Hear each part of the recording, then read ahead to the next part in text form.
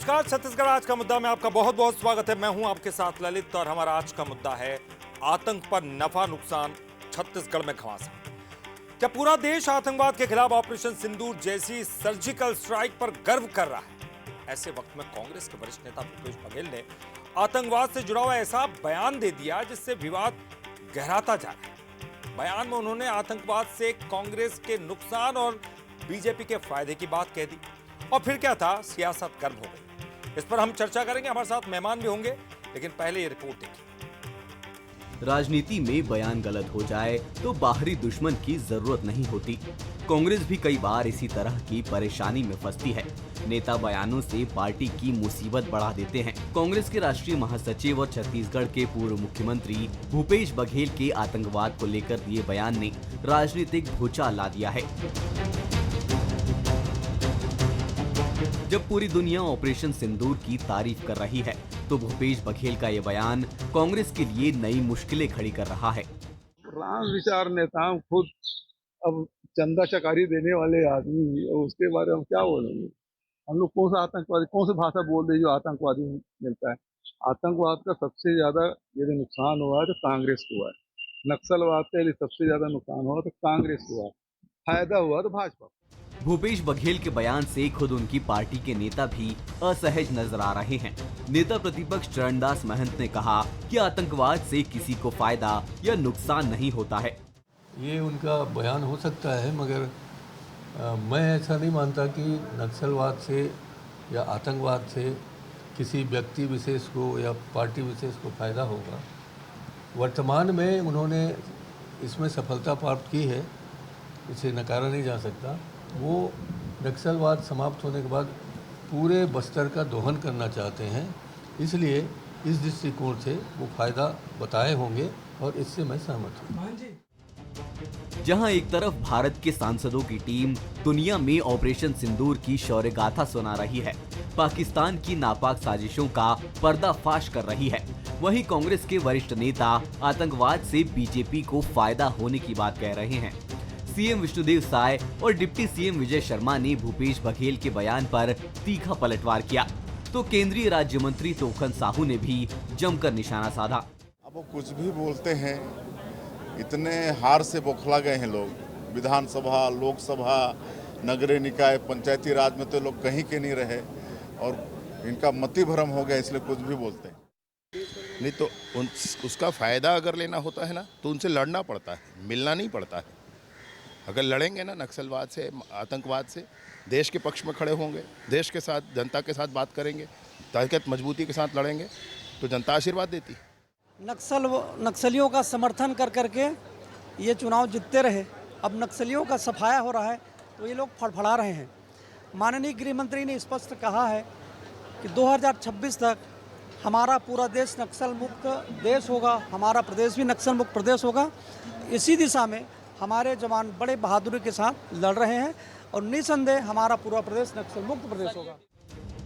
एक और जब ऑपरेशन सिंदूर देश की ताकत का प्रतीक बन रहा है, सरकार ने आतंकवाद के खिलाफ निर्णायक मोर्चा खोल दिया है। दूसरी ओर कांग्रेस के कद्दावर नेता इस पर सियासी गणित बिठा रहे हैं। भूपेश बघेल के बयान ने सिर्फ छत्तीसगढ़ ही नहीं, राष्ट्रीय राजनीति में भी नया विवाद पैदा कर दिया है। अब देखना यह है कि क्या कांग्रेस इस बयान से खुद को अलग करती है या नहीं। गौरव शुक्ला, बंसल न्यूज, रायपुर। तो क्या राष्ट्रीय सुरक्षा और आतंकवाद जैसे मुद्दों पर भी क्या नफा नुकसान देखा जा सकता है? और पहली बात है कि नफा नुकसान के मायने क्या है, किस बारे में आप नफा कहते हैं, किस बारे में आप नुकसान कहते हैं? तमाम चीजें जो वाकई में अगर राजनीति की बात की जाए तो चर्चा का विषय बन जाती है और इन्हीं विषयों को लेकर फिर जब जनता के बीच जाते तो उसका रिजल्ट भी दिखाई पड़ता है। लेकिन ये तमाम मुद्दे हैं जिन पर हम चर्चा करेंगे। हमारे साथ राजनीतिक मेहमान भी होंगे, वरिष्ठ पत्रकार भी होंगे, लेकिन पहले बंसल न्यूज के कुछ सुलगते सवाल। सवाल नंबर 1, जब देश ऑपरेशन सिंदूर पर गर्व कर रहा है तो भूपेश के बयान के आखिरकार मायने क्या है? सवाल नंबर 2, क्या कांग्रेस नेताओं के इस तरह के बयान पार्टी के लिए बड़ा खतरा तो नहीं बन रहे? सवाल नंबर 3, क्या आतंकवाद पर वोट बैंक की राजनीति करने की कोशिश हो रही है? बड़ा अहम सवाल है। तो ये 3 बड़े सवाल है जिनके इर्द गिर्द आज की हमारी ये डिबेट रहने वाली है, चर्चा रहने वाली है। और हमारे साथ जो मेहमान मौजूद हैं, चलिए उनका परिचय करा दें। डॉक्टर कृष्णमूर्ति बांधी जी हमारे साथ, पूर्व विधायक बीजेपी के। बांधी जी, बहुत बहुत स्वागत करते हैं आपका। और इसके साथ ही हमारे साथ धनंजय सिंह ठाकुर जी है, वरिष्ठ प्रवक्ता है कांग्रेस के। धनंजय जी, आपका भी बहुत बहुत स्वागत करते हैं। साथ ही हमारे के शर्मा जी है, वरिष्ठ पत्रकार। शर्मा जी, आपका भी बहुत बहुत स्वागत करते हैं। और सबसे पहले सवाल शर्मा जी आप ही से है।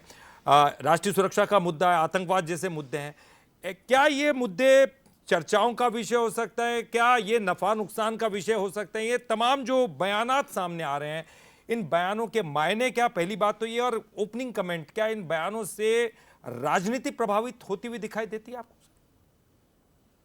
निश्चित रूप से राजनीति प्रभावित होती है, कहा जा सकता है। चाहे आप सर्जिकल स्ट्राइक की बात करें, वो 2019 में भी यही बात आई थी कि इसका लाभ ले रहे हैं कि नहीं ले रहे हैं, लेकिन जनता तो अपना वोट के माध्यम से अपनी बात रखती है कि भाजपा क्या कर रही, सरकार में क्या था। कांग्रेस के समय भी इस प्रकार से सर्जिकल स्ट्राइक हुए करके बात आई, लेकिन वो उजागर नहीं किया गया, राष्ट्र हित की बात कही गई। अभी की स्थिति में पूरा राजनीतिक लाभ लेने की बात तो हो ही रही है, एक चीज। दूसरा चीज, 1971 के युद्ध में आपने 2 भाग कर दिया पाकिस्तान को, लेकिन आपने आपातकाल लगा दिया। क्या ऐसे स्थिति में आप उसका लाभ नहीं उठा पाए? तीसरी चीज, अभी नक्सली मामले में जो कुछ हो रहा है, तो नक्सली मामले में जो विकास की बात होती है, यहाँ जो मतदाता है छत्तीसगढ़ के विकास के नाम पे मतदान करते आ रहे हैं। चाहे जन घोषणा पत्र कांग्रेस की बात करें 2018 में जिस ढंग से मतदान हुआ है, और अभी की स्थिति में मोदी की गारंटी को लेकर देख सकते हैं। और नक्सली क्षेत्रों की जो बात करेंगे, जहां वहां शोषण था, इसी शोषण का लाभ उठाते हुए नक्सली वहां पे अपनी विचारधारा के आधार पे शोषण से बचाने के नाम पर, या पूंजीवाद के खिलाफ, या व्यापारियों द्वारा जो शोषण होता था उसके खिलाफ जो आदिवासियों को अपने पक्ष में करके अपनी जमीन तैयार कर ली थी। अब जब सरकार विकास के साथ वहां जा रही है, हिंसा को रोकने के लिए बंदूक को, मतलब हिंसा के रास्ते से उनको छोड़ करके विकास के रास्ते में लाने की जो बात कही जा रही, तमाम विकास योजनाओं को लेकर, तो आदिवासी सरकार के साथ, लोकतांत्रिक सरकार के साथ खड़ी हो रही है। लाभ हानि की बात है तो लाभ तो जनता देती ना। राम मंदिर की बात आई, तब बात आई थी कि इसको लेकर के जो है कोर्ट का डिसीजन है, इसमें भाजपा का रोल नहीं है, लेकिन जनता ने अपना फैसला सुनाया। इसी तरह से बातें आती है। अभी जब बिहार चुनाव होगा तो उसमें किस ढंग से लाभ मिलेगा? आप लाभ ले चाहे ना ले, लेकिन इसका लाभ, क्योंकि सभी दल एकजुट है, जैसे शशि थरूर का नाम आ रहा है, सभी दल के लोग जो है एक साथ जाके भारत के समर्थन में बात कर रहे हैं। राष्ट्र विदेश नीति के मामले में भारत एकजुट है, ये संदेश जा रहे हैं। लेकिन लाभ हानि तो जनता देती है वोट के माध्यम से। सर्जिकल स्ट्राइक के समय मोदी ने कहा था, एक वोट की ताकत से ही हम इतना बड़ा कदम उठा पाते हैं। तो ये तो जनता की बात है। राजनीति में हर चीज लाभ हानि तो जुड़े हो। राजनीतिक व्यक्ति कोई भी कदम उठाता है वो लाभ हानि से जुड़ा ही रहता है। जी, बिल्कुल आपने सही कहा कि राजनीतिक जीवन में अगर कोई कदम उठता है तो वो कहीं ना कहीं लाभ हानि के तो उस पर देखा ज़रूर जाता है, और ख़ास तौर पर राष्ट्रीय सुरक्षा का मुद्दा है। लेकिन अगर उससे नफ़ा होता है, नुकसान होता है, तो नफ़ा अगर होता है तो आप वैसी बात करिए, वैसी भाषा का इस्तेमाल कीजिए। लेकिन अगर कोई नफ़ा उठा रहा है, कोई नुकसान उठा रहा है, तो इसके पीछे क्या मंशा हो सकती है? नुकसान उठाने के पीछे तो कोई मंशा हो नहीं सकती। चलो, नफ़ा के लिए तो हम कह सकते हैं कि फ़ायदा उठाया जा रहा है। धनंजय जी, मैं आपका रुख करूँगा। सबसे पहले मैं आगे बात करूँ बयानों के बारे में, उसके पहले आपसे एक बात जान लेता हूँ कि क्या ये पार्टी का अधिकृत बयान माना जाए? क्या पार्टी इस बयान के साथ खड़ी है? क्या पहली बात आप ये बता दीजिए, पार्टी का बयान आप किसको मानते हैं और किसको पार्टी का बयान नहीं मानते हैं? पहले आप स्पष्ट कर दीजिए। एक बार मैं वैसे ही पूछ रहा हूं आपसे सर, आप बता देंगे वो मान लूंगा। नहीं, आपका सवाल ही गलत है। आपका सवाल ही गलत है भाई। आप एक बार और कंफर्म कर दीजिए, अच्छी बात रहेगी, कंफर्म कर दीजिएगा। उसमें वैसे ही पूछ लिया मैंने। फिर आपको डिबेट इस विषय में नहीं कराना चाहिए। जब आपको यही नहीं मालूम पार्टी का बयान कौन होता है। भाई, पार्टी का बयान का मतलब क्या होता है? नहीं सर, पार्टी में कई तरह के बयान सामने आते हैं ना धनंजय जी। एक मिनट सर, मैं शुरुआत करूं। देखिए, ये कोई लड़ने का विषय तो है नहीं। मेरी बात, लड़ने का विषय तो है, सवाल ही गलत है। पहली बात आपको क्लियर कर देता हूं धनंजय जी, मैं क्लियर कर देता हूं। वो कोई ये सवाल नहीं था। सवाल तो मेरा अगला आने वाला है। मैंने स्पष्ट इसलिए कर दिया कि कहीं आपका सवाल ही गलत है, मैं बोल रहा हूं ना। ठीक है सर। आप अगर किसी व्यक्ति की छवि को धूमिल करने के हिसाब से सवाल करते हैं, आपका डिबेट का हिस्सा नहीं, फिर आपको पत्रकारिता इस प्रकार की बात नहीं होती। सुन लीजिए मेरी बात को। नहीं, मैंने इसको आपका ये क्वेश्चन ही गलत है। ठीक है सर। अगर आपकी मंशा किसी व्यक्ति की छवि धूमिल करने का, मैं तो बोल ही नहीं रहा हूं सर कि गलत है। निंदा करता हूं। मैं बयान को गलत बोल ही नहीं रहा हूं। आपने कहा पार्टी का बयान सुनिए मेरी बात, एक सेकंड सुनिए ना। मैं अगर आपसे कहूं कि आप बंसल न्यूज के एंकर की ओर से पूछ रहे हैं, व्यक्तिगत पूछ रहे हैं, तो गलत होगा ना ये? नहीं सर, कई बार व्यक्तिगत बयान भी होते हैं तो सर। गलत होगा ना मेरा पूछना। ठीक है, चलिए सर, आप ये मान रहे हैं, मतलब कि ये आपने बोलूं कि चलिए आपके मान सवाल लिया के बंसल उसका सवाल है, आपका व्यक्तिगत सवाल है, धनंजय अच्छा लगेगा क्या? धनंजय ये जी, गलत आप होगा। इस पे डिस्कशन थोड़ी हमारी सर, आप पहली लाइन पे आप नहीं, आप नाराज हो सवाल ही जाएंगे। वैसी कर रहे हैं। चलिए ठीक है सर, मैं मान लिया ना, मैंने आपकी बात मान ली कंट्रोवर्सी पैदा कर रहे हैं तो सर, क्या मैंने आपकी बात मान ली, मैं इस बयान को गलत तो बोल ही नहीं रहा हूं, मैंने आपकी बात मान ली। अब आप ये बताइए सर, ये आपने कहा व्यक्तिगत या पार्टी का, आपका मतलब ठीक है क्या सर, हुआ? अब मैंने मान लिया कि ये पार्टी का बयान है, अब तो मैं आगे बढ़ सकता हूं। ठीक है सर, अब आगे बढ़ो। व्यक्ति बोला पार्टी का, अगर धनंजय ठाकुर ठीक है बैठा है, धनंजय तो जी, पार्टी का व्यक्ति है ना, धनंजय जी ठाकुर ने पूछने, तो कोई चीज नहीं अब कहा, कांग्रेस देखिए हटा सर, दो तो। देखिए सर, मैं विनम्र निवेदन कर रहा हूं, ये पूछने का मकसद केवल इतना होता है कि कई बार 2 या 3 बयान आते हैं, तो आपके फिर मकसद गलत, मैं बोल दिया ना आपको। ठीक है सर, चलिए सर आगे बढ़ते हैं, और इस पर मकसद ही गलत है। ठीक है सर, अब जवाब दे दीजिए, आपका ये जो भूपेश जी का बोलना था, इसके पीछे मकसद क्या है? क्या आपको लगता है क्या नफा है और क्या नुकसान? भूपेश बघेल जी ने, भूपेश बघेल जी ने भारतीय जनता पार्टी के चरित्र का पर्दाफाश किया है। हाँ, कि किस प्रकार से नरेंद्र मोदी जी, जो 11 साल में एक नाकाम प्रधानमंत्री साबित हो चुके इस देश में, जिनके पास कुछ बताने की उपलब्धि नहीं सिवाय जनता को प्रताड़ना, जनता के ऊपर बोझ डालना, देश की संपत्ति को बेचना, रोजगारों से रोजगार छीनना और महंगाई बढ़ाना। भाई कोई सरकार में रहते हैं तो अपने काम के दम पर जनता के बीच जाते हैं। ये कभी हमारे भगवान के नाम से वोट मांगने जाते हैं, कभी हमारे सेना के नाम से वोट मांग जाते हैं। इसी विषय को लेकर भारतीय जनता पार्टी के जो चरित्र है उस पर भूपेश बघेल जी ने कहा है कि आतंकवाद और नक्सलवाद से फायदा और नुकसान की बात कहा है। हम झीरम घाटी कांड में अपने वरिष्ठ नेताओं को खोया है यहाँ पर। ठीक चुनाव के पहले झीरम घाटी कांड होता है, परिवर्तन यात्रा हमारे वरिष्ठ नेताओं की शहादत हो जाती है। किसकी सरकार बनती है प्रदेश में? जब एक तरफ विपक्ष के सारे शीर्ष नेता ना रहे तो भारतीय जनता पार्टी का लाभ हुआ ना। और आप पुलवामा हमले के बाद देख लीजिए, उरी में हमला हुआ, पठानकोट हुआ, उसके बाद हमारे सेना ने जब पाकिस्तान पर हमला किया तो अभी तो पत्रकार मोदी ने भी कहा है कि नरेंद्र मोदी मन से कहते थे एक वोट दो सेना के नाम, एक वोट दो सेना के नाम। नरेंद्र मोदी अपने काम से नाम से वोट मांगे क्या? इसी फायदा और नुकसान की बात हो रही है। जब विपक्ष आवाज उठाए तो भाजपा नेता बोलते हैं कि आतंकवाद की भाषा बोल रहे हैं, नक्सलवाद की भाषा बोलते हैं। असल में आतंकवादियों का समर्थन किसने किया है? नरेंद्र मोदी जी गए थे ना पाकिस्तान, देश को गुमराह करके आधी रात को। और ना पाकिस्तान के प्रधानमंत्री को किसने बुलाया था अपने शपथ ग्रहण में? नरेंद्र मोदी जी थे ना। तो सर ये बात आप जनता के सामने कही है ना सर धनंजय जी, ये बात जनता के सामने कही है, जनता समझदार है, समझेगी आपकी बात। भाई आपके माध्यम से करो, जनता के सामने कर रहा हूं। ठीक है ना सर, ये कह रहा हूं ना मैं, ये बात आपको भी फायदा दे सकती है, सबको देख रहा हूं मैं। ये बात तो आपको भी फायदा दे सकती है ना, मैं वही कह रहा हूं। सवाल फायदा नुकसान का नहीं है, हम कभी भी सेना के नाम से राजनीति नहीं करते। हम अरे सर, नफा नुकसान की तो बात इस बयान में आई है, तो नफा नुकसान की बात करूंगा ना मैं सर। भाजपा सत्ता में रहे ना रहे तब भी भारतीय सेना रहेगी जो इस देश की सुरक्षा करेगी। हमें भारतीय सेना पर गर्व है, हम कभी सेना के नाम से वोट नहीं मांगते हैं। लेकिन जो सरकार में बैठे जो लोग हैं, हाँ जी, जो सेना के कार्यवाही को अपना बताकर वोट मांगते हैं, इस पे भूपेश बघेल जी ने सवाल उठाया है। बांधी जी, आप सेना की सफलता है उसका श्रेय आप खुद ले रहे हैं। कांग्रेस का एक बड़ा आरोप है और संगीन आरोप है कि आप इसका फायदा उठाने की कोशिश कर रहे हैं। देखिए, भारतीय जनता पार्टी राष्ट्रवादी पार्टी है और राष्ट्र के हित में जब भी निर्णय होता है तो खुलकर के सामने राष्ट्र रक्षा, देश रक्षा काम करती है। और ये बात कांग्रेस को समझ में नहीं आ रही है। और रही बात कांग्रेस का जो बयानबाजी है, बयान ही है इनके, सिवाय बयानबाजी नहीं। ये तो प्रश्न चिन्ह उठाते हैं, सामर्थ्य पर, सेना के सामर्थ्य पर भी प्रश्न चिन्ह उठाते हैं, उनसे प्रूफ पूछते हैं। ये कांग्रेस का चरित्र है। कांग्रेस के पास बयानबाजी के नाम पर प्रूफ है कि वहाँ पे स्ट्राइक हुआ, कितने लोग मारे गए। हमने तो देखा है कि कांग्रेस जो है अपना शौर्य गाथा की बात करता है, राजनीतिक निर्णयों की बात करता है। तो ये 26/11 का जब 145 लोगों को भून गया था, क्या कांग्रेस उस समय सोई हुई थी क्या? सबूत थे पाकिस्तान के विरुद्ध में, क्या कार्रवाई की है? आऊंगा धनंजय जी, आपके पास भी आऊंगा, पहले उनकी बात। राजनीतिक मौन थे और ये राजनीतिक मौन थे। और रही बात नरेंद्र मोदी का, नरेंद्र मोदी दोस्ती करना भी जानते हैं और राष्ट्रहित में जो उंगली उठाएगा तो उसको घर में घुस करके मारना भी जानते हैं। और ये सब मिल करके काम करते हैं। एक जॉइंट ऑपरेशन होता है, देश की सेना करती है, टेक्नोलॉजी करते हैं, राजनीति के लोग करते हैं। लेकिन जो संघर्ष खुल करके भारतीय जनता पार्टी कर रही, भारतीय जनता पार्टी की राजनीति कर रही, ऐसा कांग्रेस की राजनीति कतई नहीं है। पाकिस्तान के विरुद्ध खुल करके कोई युद्ध की बातचीत नहीं आती, और युद्ध की ही बातचीत आती है तो वो दिखाते हैं कि हमने टेबल के नीचे क्या किया, टेबल के नीचे ऊपर क्या किया, हमने पीएलओ को कैसे दिया, ये एक विषय इनका आता है। और बयानबाजी, सिवाय निगेटिव बयानबाजी के पास इनके पास कांग्रेस का चरित्र ही नहीं है।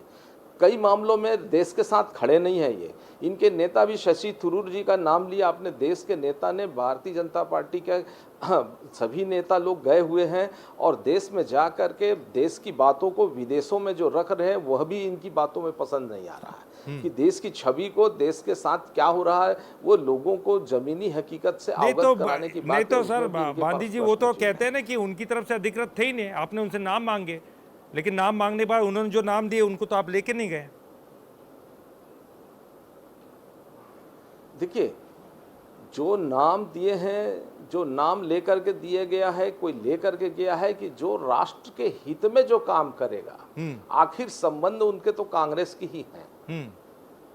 राष्ट्र के बारे में सोचने वाला अटल बिहारी वाजपेयी भी जब विदेश की नीतियों पर रहता था तो इंदिरा गांधी के साथ खड़े रहते थे, कभी उसने पीठ पीछे ऐसी कोई बातचीत नहीं की है। लेकिन इनकी दोहरी चरित्र कांग्रेस का ये उजागर है और देश को देख रही है, देश सुन रही है, देश को समझाने की आवश्यकता नहीं है, देश समझदार है और इसलिए वो कहीं राजनीतिक तौर में धीरे धीरे सिमट करके रह गई है। एक छत्र कहीं कांग्रेस राज्य करती थी, आज देश में सिमट करके रह गई है केवल इसी विचारधारा के कारण, दोहरी चरित्र के कारण कांग्रेस का। और ये दोहरी चरित्र इनको ले डूबेगा।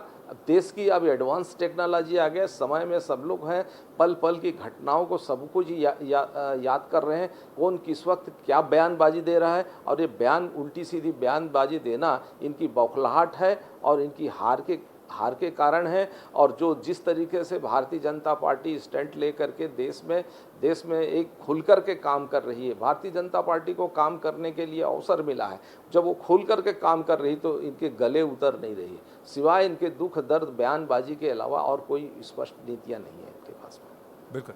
चलिए धनंजय जी, आप कुछ जवाब देना चाह रहे थे, लेकिन उसके पहले मेरा एक सवाल है। जब भारत पाकिस्तान के बीच में युद्ध हुआ तब निश्चित तौर पर बांग्लादेश अलग हुआ और भारतीय सेना ने ज़बरदस्त जो है यहाँ पर प्रदर्शन किया, लेकिन तब भी तारीफ इंदिरा गांधी की हुई थी।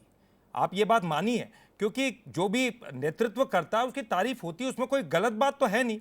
और विपक्षी पार्टियों ने भी की थी, हम भी कर रहे हैं, आप भी करते हैं, और नेतृत्व क्षमता पर भी कोई सवाल उठाने की बात नहीं है। लेकिन मैं ये कहता हूँ कि विपक्ष भी तो उतना ही उसके साथ जुड़ा हुआ था, आप भी उतने ही जुड़े हुए। ऑपरेशन सिंदूर हुआ तो विपक्ष का साथ था, बिना विपक्ष के साथ के कोई सरकार कोई बड़ा कदम उठा सकती है क्या? देखिए, आपने बहुत अच्छा सवाल उठाया है, आपको इस सवाल के लिए मैं धन्यवाद दूंगा। पहले सवाल में आपके साथ में नाराज हुआ था। इंदिरा गांधी जी जब नाराजगी तो क्या, हर जो ठीक रहा है वो सब सिर्फ पत्रकारों पर ही फूटता है, क्या करें। आपकी साइड से बोले तो वो हमारी, आपका प्रवक्ता बोल देते, इनकी साइड से बोले तो आप इनका प्रवक्ता बोल देते हैं। पत्रकार तो बेचारा बीच में पीस ही जाता कहीं ना कहीं। इंदिरा गांधी जब पाकिस्तान के खिलाफ जब कार्यवाही की ना, तो अटल बिहारी वाजपेयी जी सदन में उनको दुर्गा करके संबोधित किए थे, क्योंकि उन्होंने नेतृत्व किया था, सेना को छूट देके सेना के साथ खड़े रहे। मैं कहूंगा अटल बिहारी वाजपेयी जी भी जब कारगिल युद्ध की शुरुआत किए, उस दौरान भी देश एकजुट था, संसद में विपक्षों से बात होती थी। क्या नरेंद्र मोदी जी ने ये दिखाने का साहस किया? क्या कितने बार विपक्ष ने कहा कि सर्वदलीय बैठक बुलाइए और देश हित का मसला है, कहीं भी निर्णय लेने में कहीं कोई दिक्कत हो रही, मिलकर निर्णय करेंगे। क्या दिक्कत थी नरेंद्र मोदी जी को? किस बात का डर सता रहा था? और सेना पे पूरा गर्व था हमको, आज भी सेना पे गर्व है। और जिस प्रकार से सेना को लेकर भारतीय जनता पार्टी नेताओं का बयान आ रहा है, कर्नल सोफिया को लेकर विजय शाह जी ने क्या कहा है? क्या साहस नहीं भारतीय जनता पार्टी में उसे पद में हटाने की? इनके ही उप मुख्यमंत्री हैं देवड़ा, वो क्या बोलते हैं कि भारतीय सेना प्रधानमंत्री के चरणों में नतमस्तक है। इस प्रकार का क्या सेना का सम्मान है? इनके आज एक सांसद का बयान आया है कि पहलगाम में जो महिलाएं थी जिन्होंने अपने सुहाग खोया है वो वीरांगना नहीं थी। ये क्या बात करेंगे देश की? आज इनका विधायक बोल रहे हैं कि यूएनए के हस्तक्षेप में ये सीज फायर हुआ है। अरे किस प्रकार की बात करते हैं? इनका एक विधायक बोलता है कि वायुसेना जो है, एयरफोर्स हमारी सोई हुई थी, इस प्रकार का हमला हो गया। आप सेना की बात करते हैं। और भारतीय जनता पार्टी राष्ट्रवाद की बात करती है, जिनके नेता, सुनिएगा ललित जी, भारत के जितने प्रधानमंत्री हुए पूरा देश पाकिस्तान को हमेशा आतंकवादी माना है, देश के लिए खतरा माना है। अटल बिहारी वाजपेयी जी बस लेकर लाहौर यात्रा में जाते हैं और वहां से कारगिल में हमारे यहाँ आतंकी हमला हो जाता है, युद्ध हो जाता है। नरेंद्र मोदी जी आधी रात को देश को गुमराह करके पाकिस्तान जाते हैं, क्या उसके परिणाम मिले? 370 किलो आरडेक्स पुलवामा में विस्फोट होता है, हमारे पठानकोट में हमला होता है, उरी में हमला होता है। और सबसे शर्म की बात, पठानकोट के एयरबेस की जांच के लिए आप उन आतंकवादियों को बुलाते हो भारत के भीतर में, और आज पूरा देश चाहता था पाकिस्तान को मुंहतोड़ जवाब दे। हमारे सेना आगे बढ़ चुके थे। नहीं तो आपका कहना है धनंजय जी पारदर्शिता नहीं थी, आपका ये कहना है, सवाल ये है कि पारदर्शिता नहीं थी, आपको जानकारी नहीं दी गई। सुनिए ना, हाँ, मैं वही जवाब ले लेता हूँ ना गांधी जी से। सेना के शौर्यता पूरा देश गाथा गा रहा है, ठीक है, और भारतीय जनता पार्टी सिंदूर के नाम से राजनीति कर रही है। गांधी जी जवाब दीजिए, कौन कर रहा है? गांधी जी जवाब के विषय में ठीक है, ठीक है, ठीक है सर, एक एक करके गांधी जी जवाब दीजिए। ललित जी, धनंजय जी गोलमोल बयानबाजी कर रहे हैं, दिल से, साफ दिल से बात नहीं कर रहे हैं। राष्ट्रीय हित दिल में रहता है, आत्मा में रहता है, और ये कहीं नहीं पूछे गए कि कांग्रेस कब पूछती है, कांग्रेस बयानबाजी करती, कितने राउंड गोलियां चली, हमने वो भी देखा है कांग्रेस का चरित्र। हमने ये भी देखा है कि कांग्रेस किस तरीके से हमारे देश के सैनिकों पर प्रश्न चिन्ह उठाते थे, उसकी योग्यता पर प्रश्न खड़ा करते थे। हमने ये भी कांग्रेस के वक्तव्य, आज भी जो घटना घटी है, नरेंद्र मोदी जैसा व्यक्ति पूरे घटना में कांग्रेस लोगों का जो बयानबाजी है, एक स्वर नहीं है।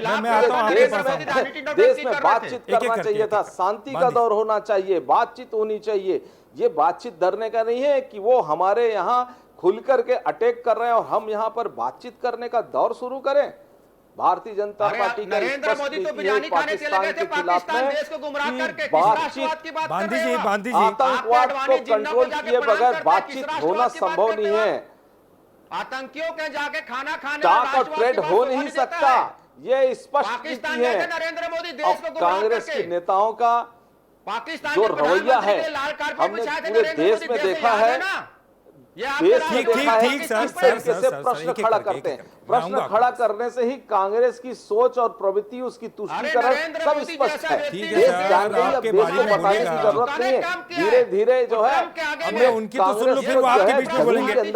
ठीक है सर, ठीक है सर, मैं आऊंगा शर्मा जी के पास जाऊंगा मैं। ठीक है सर, बसा हुआ है कांग्रेस का। ठीक, शर्मा जी अब ये एक ऐसा मामला है जिस पर राजनीति, जैसे कि आप कहते हैं कि राजनीतिक अगर कोई व्यक्ति है तो जो भी बात करेगा कहीं ना कहीं राजनीति के इर्द गिर्द करेगा। हमने कई ऐसे बयान देखे और सुने हैं जिनमें पार्टी ने किनारा कर लिया। बीजेपी के भी तमाम ऐसे कई बयान आए जिसमें पार्टी ने किनारा कर लिया, कांग्रेस के भी आते हैं, और ये एक बहुत महत्वपूर्ण बात होती है, इसलिए जनरली ये पूछ लिया जाता है। लेकिन शर्मा जी आप क्या कहेंगे, क्या किसी एक मुद्दे को लेकर जनता के बीच में जाकर उसको बरगलाया जा सकता है, झूठ परोसा जा सकता है, नैरेटिव गढ़ा जा सकता है, या अपने पक्ष में उसको किया जा सकता है? क्या वाकई ये पॉसिबल है? क्योंकि जनता क्या समझदार नहीं है इतनी कि वो समझे ना सब तमाम बातों को।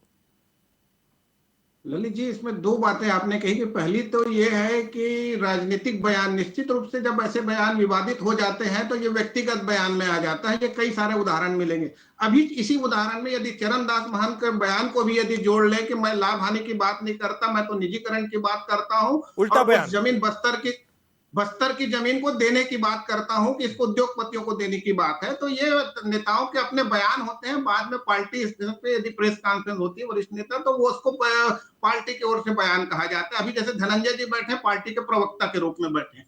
बयान जो है, जब पत्रकार पूछता है अपने हिसाब से भी बयान देते हैं, बाद में पार्टी के स्वीकार करती नहीं करती अलग विषय रहता है। ये दूसरी चीज है, आपने झूठ को लेकर जो बात कही है, तो पूरी तरह से इसमें देखिए लाभ हानि या झूठ की जो बात है कि आपने झीरम कांड का लाभ नहीं ले पाए, उस समय जो भी घटना हुई, आपका शीर्ष नेतृत्व खत्म हो गया। 5 साल भूपेश बघेल जब संघर्ष करते रहे अध्यक्ष के रूप में, तब जाकर जय वीरू की जोड़ी बनती है और फिर आपको सफलता मिलती है। आपने खोया भी है, चाहे इंदिरा गांधी की बात करें, राजीव गांधी की बात करें, झीरम कांड की बात करें, निश्चित रूप से कांग्रेस ने खोया। लेकिन अब राजनीति बदल चुकी है। आप विदेश नीति के नाम पर भी विदेशों पे जो हमले किए जा रहे हैं, चाहे 2019 में हमने मोदी के दोबारा आने की बात करें, चाहे अभी की बात करें, ऑपरेशन सिंदूर चला करके या पानी को रोकने की जो एक बड़ा किया है, तो जनता इसके साथ जुड़ा है। तो राष्ट्रीय मुद्दों को लेकर के लाभ लेने की जो बात करी, तो ये तो लाभ तो जनता तय करती। कांग्रेस अपनी बात कह रही कि इंदिरा गांधी ने तो पाकिस्तान को 2 भाग में बांट दिया था, यहाँ तो 4 दिन में युद्ध समाप्त कर दिया, अमेरिका ने रोक दिया। तो जनता को तय करना है कि सही क्या है, किसको आगे सत्ता में बिठाना है। तो ये तमाम प्रकार के राजनीतिक बातें हैं, और जनता जो है झूठ के साथ नहीं, अपने राष्ट्र हित की बात करें, अपने विकास की बात करें, चाहे डायरेक्ट बेनिफिट के माध्यम से मतदान की बात करें, जनता अपने हित को समझती है। दोनों ही आज के समय में कोई झूठ आगे नहीं बढ़ा सकता, क्योंकि संचार माध्यम इतने ज्यादा है। और केवल जनसभा ही नहीं, आप एक जगह बैठ के देखिए, मन की बात के माध्यम से पूरा देश विश्व सुन लेता है। तो आज के समय मुझे नहीं लगता कि कोई ऐसे निश्चित यार, ये आपने बिल्कुल सही कहा, क्योंकि राजनीतिक फूट का लाभ भी दुश्मन देश उठाते हैं। तमाम चीजें अगर अंदर से अगर कुछ झगड़ा हो, लड़ाई हो, उसका फायदा उठते हैं। और राष्ट्रीय सुरक्षा और आतंकवाद के मुद्दे पर सत्ता दल भी हो, उनके लिए भी यही बात है कि उसका बहुत ज़्यादा फायदा उठाने की कोशिश नहीं करनी चाहिए। और विपक्षी पार्टियों को भी ऐसे मुद्दों पर नफा नुकसान से ज़्यादा ये तरजीह देना चाहिए कि ये राष्ट्रीय मुद्दा है, ये राष्ट्र की अस्मिता से जुड़ा है, राष्ट्र के सम्मान से जुड़ा है, शौर्य से जुड़ा है, सेना के शौर्य से जुड़ा है। ये तमाम चीज़ें सत्ता दल हो चाहे विपक्ष हो, ये तमाम लोगों को समझना चाहिए। ऐसे मुद्दे ऐसी हैं जिनमें, जैसे धनंजय जी ने भी कहा कि एक सार्वजनिक दलों की एक बैठक बुलाए, सबको सार्वजनिक करे, सबको विश्वास मिले, बड़ा कार्यक्रम करे, विपक्ष भी साथ में रहता है। तो ऐसे मुद्दों को लेकर न राजनीति होनी चाहिए, न अपेक्षित है, न होनी चाहिए। तो बहुत बहुत शुक्रिया बांदी जी, आपका भी धनंजय जी बहुत बहुत शुक्रिया, और शर्मा जी आपका भी बहुत बहुत शुक्रिया ये हमारी खास डिबेट में पार्टिसिपेट करने के लिए। तो ये तमाम चीज़ें थी, आतंक पर नफा नुकसान और छत्तीसगढ़ में घमासान। लेकिन फिलहाल बंसल न्यूज़ पर खबरों का सिलसिला लगातार जारी है।